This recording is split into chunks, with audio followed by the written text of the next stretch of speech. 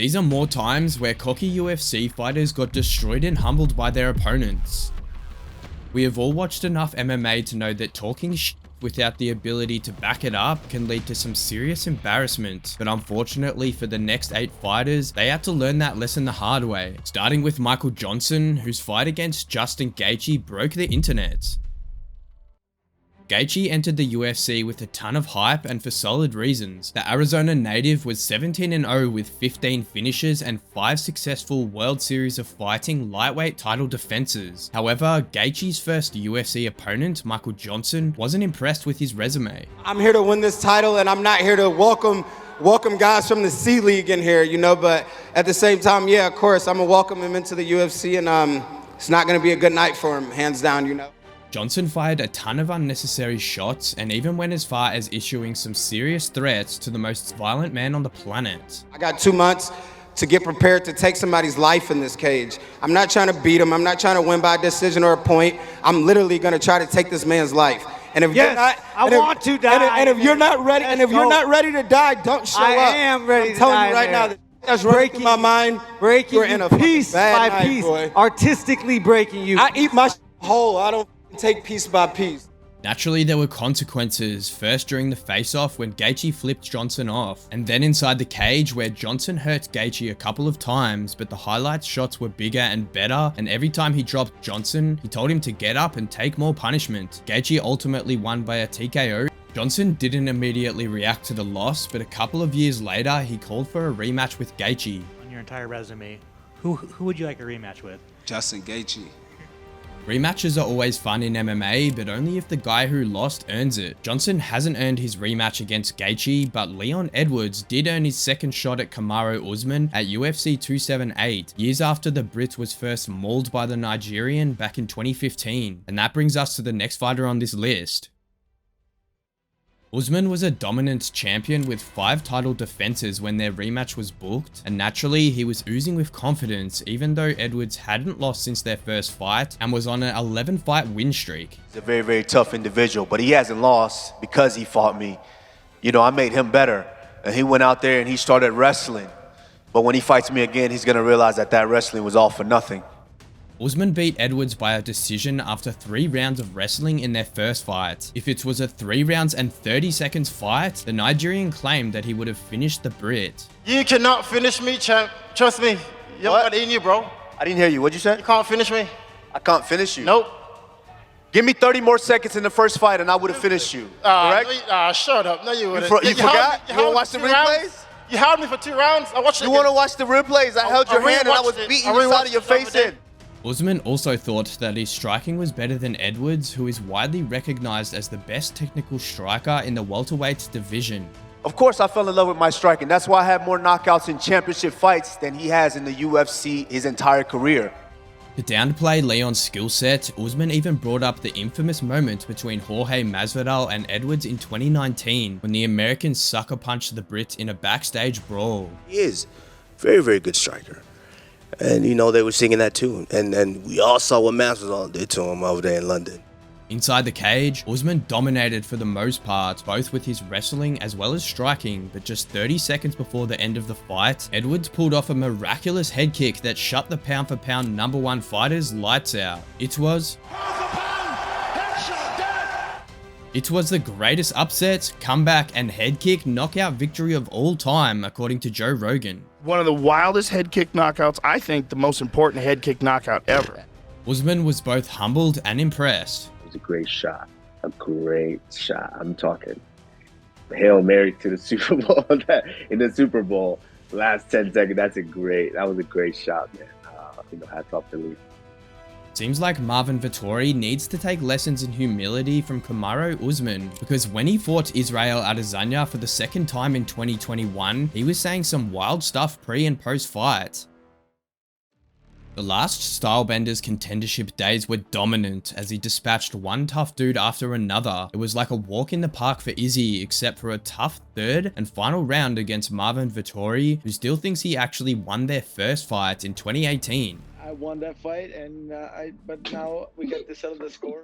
Nevertheless, Vettori went on quite a streak after his loss to Izzy and earned his rematch with the Nigerian New Zealander after he became the champion. Vettori was super cocky and at times delusional during the press conferences and interviews. I'm the f***ing champion and you ain't. Not gonna be for long. I'm taking everything. I'm taking everything. I'm stripping everything. I can't even hear what you're saying. I'm taking everything. Hey. Buy some New Year's. Stand up. Stand up. The AirPods wasn't working. Stand up. Your pants is on backwards. Your pants is on backwards. Up. You're full of shit. I proved you wrong so many times you don't even know anymore. The crowd was on Izzy's side and Vettori didn't like that one bit. These are real people that believe into your own bullshit hype, and they're all gonna get shut up. Vettori even got all riled up at the end of their presser and wanted to throw hands there and then. You tried to ignore me. Here I am. I never ever that. Look at me. Try me now. What are you gonna do? What are you gonna do? Try it again. Try me again. Look at him. You know what that's called? That's called roid rage. Unfortunately, Vettori's bravado and aggression went down the drain when he became a laughingstock for MMA fans for wearing his fight shorts the wrong way during pre-fight photo shoots. This time round, the fight was completely one-sided with Izzy decimating Vettori and winning by a comfortable unanimous decision. Despite his dominant defeat, Vettori thought he won. Izzy didn't take him seriously though. At the end of the fight, I was like, you can at least say I won that one. He's like, what? This one? I was like, are you serious? He's like, I won that. I'm like, oh, no, we can't. I just, Eric Cartman mentality, man. It's just, you got to believe your own sometimes. And maybe that's why Vettori still thinks he's better than Adesanya even after 2 defeats. He wasn't like more skill. He didn't have more cardio. He didn't have more like anything really. He was smart. Now, Adesanya has fought a number of outspoken guys in his career, but none as crazy as Sean Strickland, who earned a short notice middleweight title shot at UFC 293 after Dricus du Plessis refused to fight due to an injury, and this would be a fight that would haunt Adesanya forever. Being the menace he is on the mic, Strickland aimed crude verbal barbs at Adesanya, calling him a Chinese champ for representing China in his kickboxing days. Izzy, the Chinese, the true Chinese, they probably want to bring a real African back to the championship. Strickland even slammed Adesanya for his love for anime. Hey, what happened before we walked on stage? I smacked you on like my. Bro, you're up. And that's facts. Cartoons, bro. No man that beats off the cartoons is gonna beat me. And for allegedly doing some questionable things to his dog. You know what, man? The moment I post a video of me jerking off my fucking dog, they will put some credibility to that. Puppy porn, man. I had to double check that shit just to make sure it was legit. Strickland also taunted Adesanya for behaving like a TikToker, and this is what Izzy had to say in response. When we fight, I knock you out, I'm gonna do a TikTok dance over your grave. Oh, look at this grown man on fucking TikTok. Maybe that's the problem, bro. And you don't want this guy's a champion. Do something about it. You don't want this guy as a champion. Do something about it. Strickland had got to Izzy's head so much so that he just wanted to crush his jaw into pieces. If he's talking to me, he's gonna get his jaw broken. Wallahi, he's gonna get his jaw broken. I could have gone deep. I could have stooped to his level. Could have gone low. I could have gone limbo. Could have gone deep on the whole neo-Nazi stuff. Him killing a dog, all this kind of stuff. But I was like, there's no point. Like, I'm glad, again, I have smarter people than myself around me because I knew what I wanted to do, but I got reassurance from my coaches that it doesn't matter what happens there. All that matters is the fight. And he knows he's outgunned and outmanned in this one, so he's going to try and stoop low, and he went deep. And the worst thing he did was bring up my dead homie. And I'm going to go John Wick on this man. Given the difference of class between the two fighters, at least on paper, everyone was prepared for a Strickland massacre, but the American shocked the world when he cracked Adesanya in the first round and then proceeded to pummel him for the next 4 rounds to win the belt. The entire MMA world was shocked, except for Strickland, who said that he was always that good, it's just that people didn't take him seriously because of his trash talking. I just think sometimes I run my mouth so much that people forget that I know how to fight. For Izzy, it was an absolute nightmare, and he let his coach put forward a buffet of excuses to deal with it. I think Sean's a great fighter, and I never once thought that Sean wasn't capable of beating Israel. But I thought if Israel performed to the fullest of his capabilities, it would be a very hard fight for Sean. Excuses or not, at least Izzy and his team showed up to the post-fight interviews, unlike Aleksandar Rakic, who was a no-show after a ton of trash talking followed up with an embarrassing loss to Jiří Procházka. Following Jiří's thudding UFC debut against Volkan Oezdemir, where he earned a thunderous knockout win, Rakic called him a clown. About Jiří, man, I cannot take this clown seriously, you know, I don't care about him. My focus is on Jan Blachowicz and on March 26th, and I don't care about this guy. 3 years later, the two were booked to fight at UFC 300, and Rakic reiterated his thoughts on Procházka, saying that he was a fake samurai. He's a fake samurai because you know, you cannot become a samurai after just reading a book, you know, what his coach gave it to him. And live this spirit, you know. If you are a samurai, you need to live this for a long time and not for the last 2-3 years. So that's why I said he's a samurai, a fake samurai. Procházka, who's super respectful otherwise, was mad at Rakic, and he warned him of dire consequences on fight night. Aleksandar, he's talking too much. Like I said, he's talking too much. He don't know me, and he will know me in the cage. Who I am. Deniza did exactly what he said he'd do. He went out there and overpowered Rakic with his unorthodox fighting style before stopping him in a brutal fashion TKO in the second round. In the immediate aftermath of the fight, Procházka thanked his opponent for talking trash because he needed that extra push after his loss to Alex Pereira at UFC 295 in New York. I was glad for somebody like Aleksandar. After that fight in New York, I felt like I need to push. I need some push, like from some opponent who will be a little bit aggressive, who will be the tough guy. Yeah, and Aleksandar was really especially like that. But at least Rakic didn't act way too cocky to the GOAT of MMA, unlike the undefeated, undisputed GOAT of trash talking, Chael Sonnen. The bad guy first agreed to fight Jones at UFC 151 when Dan Henderson, who was originally scheduled to the fight, pulled out, and no one but Chael was willing to step in. Jones refused to fight Sonnen on short notice, so the UFC had to scrap the entire event. Dana, however, rewarded Sonnen for being a company man by giving him a shot at Jones at UFC 159, despite the fact that he was coming off a second loss to Anderson Silva. Despite his recent loss, Chael trashed Jones at every opportunity. You previously have competed at 185 pounds. You will now be fighting at 205 when you fight John.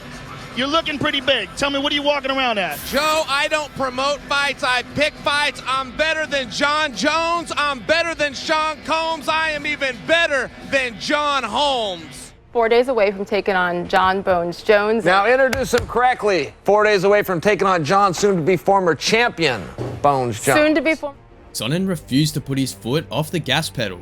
John said you've been fighting the same style for a very long time, and he doesn't understand it. Can you explain it? Yeah, he's right. I mean, if it's not broke, you don't need to fix it.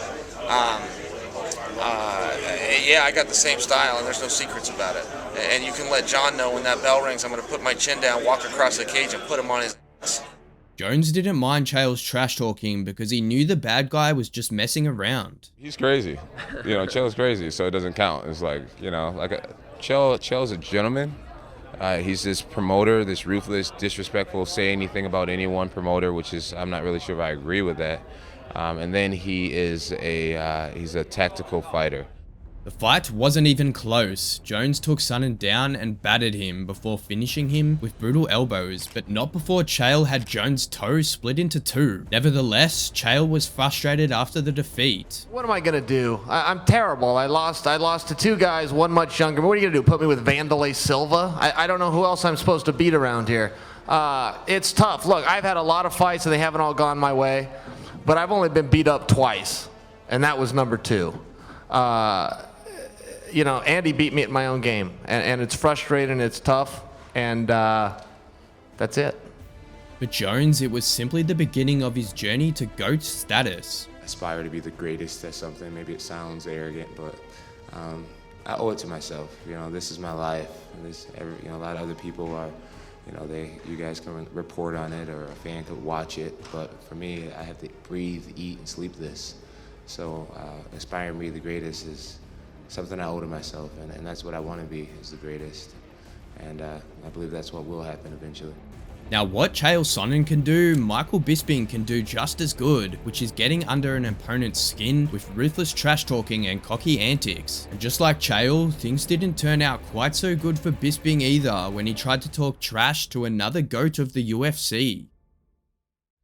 Bisping's story is one of a kind. For years, he was a gatekeeper at best, winning good fights, but losing the ones that really mattered. But then MMA gods rewarded him for literally sacrificing his eye for glory when he battled Luke Rockhold in 2016 and knocked him out cold to win the belt. In his second title defense, Bisping welcomed back Georges St-Pierre, who was making his comeback after 4 years following his retirement in 2013. GSP retired because he didn't want to compete with fighters who allegedly took steroids, and Bisping made sure to remind him of his choices. George, listen, while you were away, because you were so scared of everybody taking steroids, I was man enough to still be fighting those guys. You went away, you went and chased aliens. I don't know what you did. No one gives a f where you were or what you did. You're coming back, the sport is a different place, game over. Bisping talked a ton of smack. George is a lizard. George is a boring bastard. George does take people down. I've only told the truth. Only told the truth. Is George a great UFC, MMA, martial artist? Yes, he is. Have I prepared accordingly to beat that guy and raise my game? Yes, I have. Thank you, George, for just making me put that nail in the coffin. He even mocked St-Pierre's accent. Are you intoxicated? Are you intoxicated? The Brits' constant jibes ultimately angered GSP, who then dropped an iconic one-liner. Water is wet, fire burn, and I'm gonna beat Michael Bisping. Before warning Mike of dire consequences. I'm gonna do whatever I want to do. I'm gonna strike you, I'm gonna put you down, I'm gonna submit you, I'm gonna restrike you if you stand back up. I'm gonna do whatever I want. So you're gonna look... Whatever I want to do, when I wanted to do it. Take me That's down. what I'm gonna do. This is the new George St. Pierre, everybody. It's coming back a better version, right? You're gonna do the same thing. Jab, jab, double leg. The easiest game plan ever. When the cage door closed, GSP beat the brakes off Bisping, cracking the champ with a mean left hook, followed by ground and pound and a rear naked choke finish in round 3. GSP was obviously over the moon for joining the elite company of 2-division UFC champs. I've been waiting for this for 4 years, and I did it, man. I'm very happy. Bisping, on the other hand, was gutted as well as humbled. I didn't win. You know, ultimately that's why we do it. George was the better man. I felt good in there. Just got clipped. That's the way it goes. You go down, he locked up. He was very strong. You know, he had a good grip. I was trying to fight his hands. You know, not a lot more you can say, really. Now, if you thought Bisping's trash talking was bad, at least he didn't stoop to the lowest of lows in his trash talking like Colby Covington, who had to get shut down for his dark words. At UFC 296, Covington secured his 3rd welterweight title shot, thanks to him being a good company man and serving as a backup for Leon Edwards vs Kamaru Usman 2 at UFC 286. And for the umpteenth time, when he got booked to face Leon for the belt, he resorted to his absolutely no-filter trash talking to sell the fight. Do you think Leon might be a tougher fight for you than Usman? No, it's a way easier fight than Usman. I mean, I fought Usman when he was in his absolute prime. This guy got lucky at a Hail Mary in the end of the fight to save him. So who's he beat besides that? 40-year-old Cerrone, 40-year-old fucking Nate Diaz, like Ricky Waters? Where's his resume so impressive? He's literally got the personality of a fucking slug. He makes Usman look like James fucking Brown. It knocked you out. He didn't knock me out. He didn't knock me out, dude. The ref had to cheat. I beat his for 5 rounds straight. Edwards didn't take Colby seriously until he talked about the champ's father, a former Kingston gang member who was shot dead in a London club over a conflict involving money in 2004. Literally, you're so stupid. On Saturday night, I'm going to bring you to a place you never want to be. I'm going to bring you to 7th layer hell. Okay. No, I'm bringing you to 7th layer hell. We'll say what's up to your dad while we're there. Oh!